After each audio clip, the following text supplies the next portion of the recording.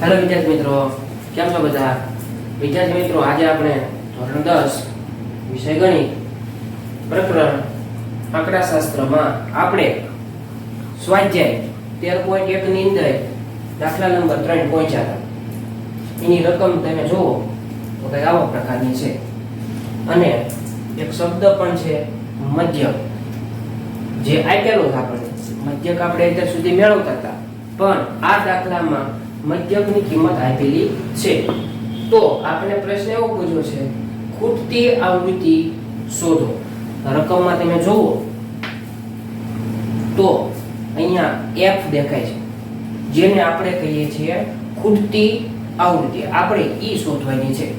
નિયમ આપણો એવો છે, બેની કિંમત કરતું છે એને પહેલી કોલમમાં લખવાનું, બાળકોની સંખ્યા છે એને બીજી કોલમમાં લખવાનું. આટલું બધાને આવડે. હવે અહીંયા વાત થાય છે મધ્યકની. મધ્યક શોધવું હોય તો આપણી પાસે કુલ 3 રીત છે. અહીંયા કોઈ ચોખ્ખું કીધું નથી કે આ રીત જ વાપરો, પણ આપણે 3 માંથી કોઈ પણ રીત ગણીએ તો જવાબ 3 એ 3 નો સરખો જ આવે. બરોબર? હવે આપણે બીજા નંબરની રીત કે જેનું નામ છે ધારેલા મધ્યકની રીત. એનું સૂત્ર છે x બાર બરાબર a plus sigma fi di છેદમાં સિગ્મા fi. ગયા આપણે વિડિયોમાં આ રીતના દાખલા શીખ્યા હતા. સૌપ્રથમ આપણે શોધવું પડે di. di નું સૂત્ર શું? di બરાબર xi માઈનસ a. રેડી? હવે તો xi માં di નું સૂત્ર છે xi માઈનસ a. તો xi એટલે મધ્ય કિંમત. સૌપ્રથમ પહેલા તમારે મધ્ય કિંમત શોધવી પડે. તો મધ્ય કિંમતને દર્શાવાય xi. આપણે ગુજરાતીમાં મધ્ય કિંમત લખશું નહીં. મધ્ય કિંમત મેળવતા આપણે શીખ્યા અધસીમા પ્લસ ઉર્ધ્વસીમા છેદમાં 2. અધસીમા છે 11, ઉર્ધ્વસીમા છે 13. બેનો સરવાળો એને ભાગ્યા 2. તો બેનો સરવાળો કરો 11 પ્લસ 13 કેટલા થાય? તમે કહેશો 24 થાય. 24 ભાગ્યા 2 કેટલા થાય? 12.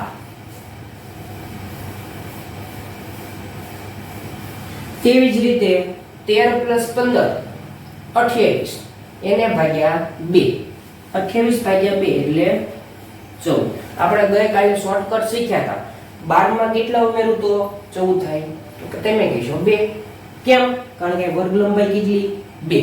અહીંયા વર્ગ લંબાઈ 2, વર્ગ લંબાઈ 2. બધામાં 2 2 નો તફાવત છે. તો આપેલી સંખ્યામાં 2 2 ઉમેરતા જઈએ એટલે મધ્ય કિંમત મળી જાય. 14 માં 2 ઉમેરો 16, 16 માં 2 ઉમેરો 18, 18 માં 2 ઉમેરો 20, 20 ને 2 22, 22 ને 2 24. આ કામ આપણે કર્યું મધ્ય કિંમત એટલે કે xi. ચલો xi મળી. હવે આપણે જરૂર છે a ની. a એટલે ધારેલી મધ્ય કિંમત. તો આ જે xi છે એમાંથી આપણે કોઈ પણ એક સંખ્યા ધારવાની છે. મેં તમને એવું કીધું છું હંમેશા પહેલી સંખ્યાને ધારવાની. એટલે આપણે જે પહેલી સંખ્યા છે એને આપણે કહી દઈએ ધારેલી કિંમત એટલે કે a. હવે આપણે જરૂર છે di. એનું સૂત્ર છે xi માઈનસ a. અને આપણે સૂત્રને લખીએ. આપણે હવે ડાયરેક્ટ ગણતરી શીખશું.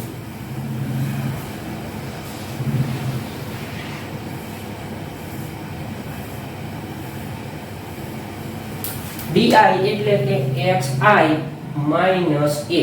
xi એટલે 12 અને a એટલે તો કે e બાર. 12 માંથી 12 જાય તો કે તમે કહેશો 0. ત્યાર પછી xi છે 14 માઈનસ a કેટલા? તો તમે કહેશો 12.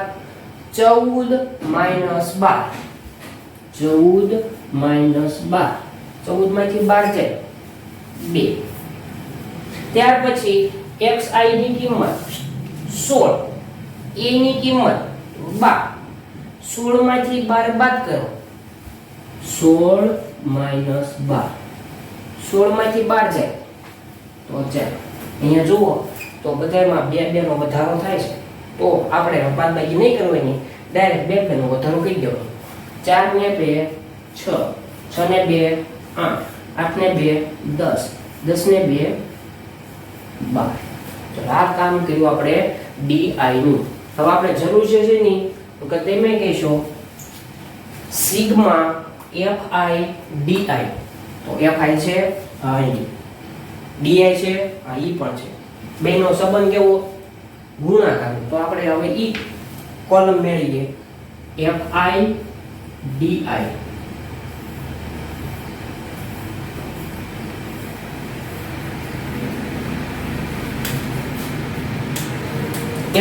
fi કેટલા? 7, એનો ગુણાકાર di થાય છે. 7 ગુણ્યા 0, જવાબ આવે 0. ત્યાર પછી fi છે 6 અને di છે 2. 6 દુ 12. 9 નો ઘડિયો 4 સુધી, 9 ચોક 36. 13 નો ઘડિયો 6 સુધી, 13 છક 78. f નો ગુણાકાર 8 સાથે, કે જે તમે 9મા ધોરણમાં કે 8મા ધોરણમાં આવા ગુણાકાર શીખી ગયા.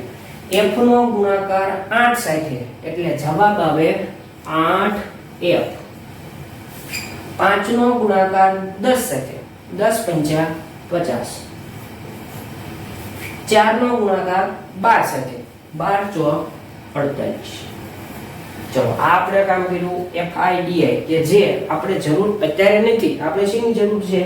Sigma fi di. સિગ્મા એટલે આપેલી સંખ્યાનો એક સાથે સરવાળો. તો સિગ્મા fi di બરાબર, હવે બધા વિદ્યાર્થીઓને સરવાળો કરતા જ આવડે, પણ આ જે 8f છે એનો એક કઈ સંખ્યા સાથે સરવાળો થાય નહીં. કેમ?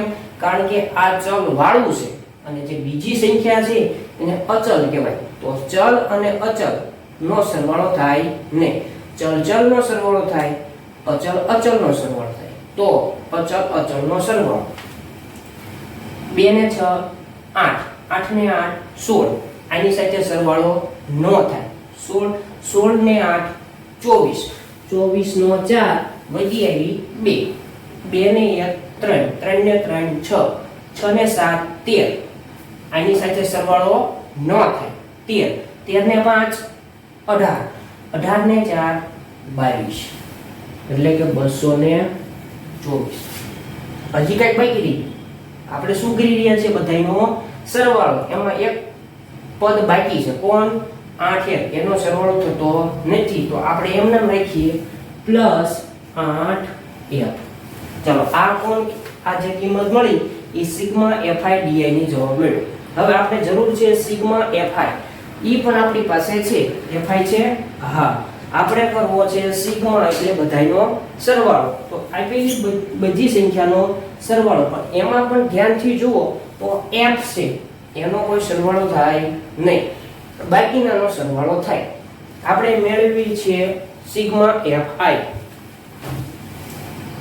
સિગ્મા fi બરાબર આપેલી બધી સંખ્યાનો સરવાળો.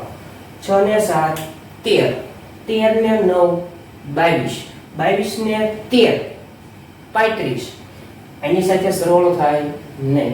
35, 35 ને 5 40, 40 ને 4 44, પ્લસ હજી આની સાથે સરવાળો ન થાય, બાકી છે તો એ પ્લસ f. આ જવાબ કોનો? Sigma fi. હવે સૂત્રમાં તમે જો તો આપણી પાસે એની કિંમત છે, તો કે છે હા 12. સિગ્મા fi di છે હા 224 પ્લસ 8f. સિગ્મા fi છે હા કેટલા? 44 પ્લસ f. તમારી પાસે x બાર છે હા, રકમમાં આપેલું છે જો કેટલા છે?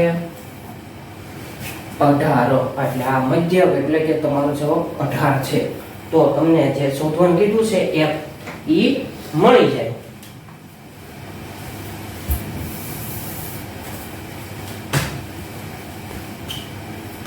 x બાર બરાબર a plus sigma fi di છેદમાં સિગ્મા fi.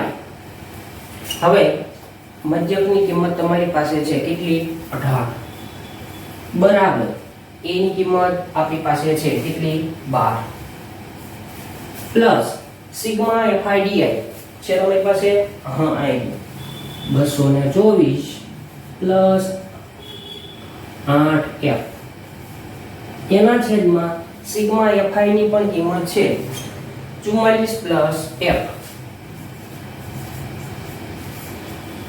રેડી? હવે આપણે આમ જોઈએ તો એક પ્રકારનું કાઉન્સ કહેવાય અને મેં તમને કીધું હતું ઇન્ટ્રોડક્શનમાં કે જ્યાં છે સિગ્મા fi di છેદમાં સિગ્મા fi એને વિચલનનો મધ્યક કહેવાય કે જેને આપણે દર્શાવાય d12 એટલે જરૂર નથી પણ આપણે દર્શાવીએ માની લો કે કાઉન્સ હશે. હવે 12 અને કાઉન્સ વચ્ચેનો સંબંધ તો તમે કહેજો સરવાળો. સરવાળામાંથી ક્યાં જાય? બાદબાકીમાં. તો હું 12 ને બાદબાકીમાં લઈ જાઉં. હા 18 માઈનસ 12 બરાબર એમનો 224 પ્લસ 8f છેદમાં 44 પ્લસ f. એટલે હવે આપણે બંનેની બાદબાકી કરો. 18 માંથી 12 જાય 6 બરાબર એમના 224 પ્લસ 8f છેદમાં 44 પ્લસ f. હવે આપણે f ની કિંમત મેળવી છે. સૌપ્રથમ ભાગાકારમાં જે સંખ્યા છે ઈ છગડા સાથે ગુણાકાર કરવા જાય તો આપણે પહેલા ગુણાકાર કરી લઈએ. 6 કૌંસમાં 44 પ્લસ f બરાબર 224 પ્લસ 8f. હવે આ 6 નો અંશ સાથે ગુણાકાર 6 ચોક 24 નો 4 વધી એવી 2 6 ચોક 24 ને 2 26 પ્લસ 6 નો ગુણાકાર પેલા 44 સાથે કર્યો હવે 6 નો ગુણાકાર f સાથે પ્લસ પ્લસ પ્લસ 6 નો f સાથે એટલે કે 6f બરાબર એમના 224 પ્લસ 8f. આપણે કિંમત મેળવી છે f ની. હવે તમે જુઓ તો f વાળા કુલ બે પદ છે. f વાળા પદને આપણે અલગ લઈ લઈએ અને જે અચલ પદ છે એને પણ અલગ લઈએ તો આ 264 છે એ અચલ સંખ્યા કહેવાય. અચલને એક બાજુ ભેગા કરો 264 માઈનસ બરાબર 224 પ્લસ ડાબી બાજુ આવે તો માઈનસ 224 બરાબર એમના 8f એમના. હવે આ બે વચ્ચેનો સંબંધ સરવાળાનો છે. આ 6f ને જમણી બાજુ લઈ જઈએ બરાબરની તો પ્લસ માંથી જાય માઈનસ 6f. હવે બેની બાદબાકી કરો. આ બેની બાદબાકી કરો 264 માંથી 224 જાય વધે 40. મોટી સંખ્યાની નિશાની પ્લસ બરાબરના બરાબર 8f માંથી 6f જાય 8 માંથી 6 જાય તો 2 f ના f એમ. બંનેમાંથી મોટી સંખ્યાની નિશાની મોટી છે 8 ની નિશાની પ્લસ લખવાની જરૂર નથી. આપણે કિંમત મેળવી છે f ની. સંબંધ છે ગુણાકારનો. ગુણાકારમાંથી જાય ભાગાકારમાં f બરાબર 40 ના છેદમાં 2 બેનો ભાગાકાર કરો એટલે જવાબ આવે 20. એનો મતલબ f ની કિંમત થાય 20. વિદ્યાર્થી મિત્રો ઘણા વિદ્યાર્થી મિત્રો વિડિયો તો જોવે છે પણ ચેનલને સબસ્ક્રાઇબ કરતા નથી. હવે જો આવા વિડિયો ગમતા હોય તમને તો મારી ચેનલને લાઈક કરો, શેર કરો અને સબસ્ક્રાઇબ કરો.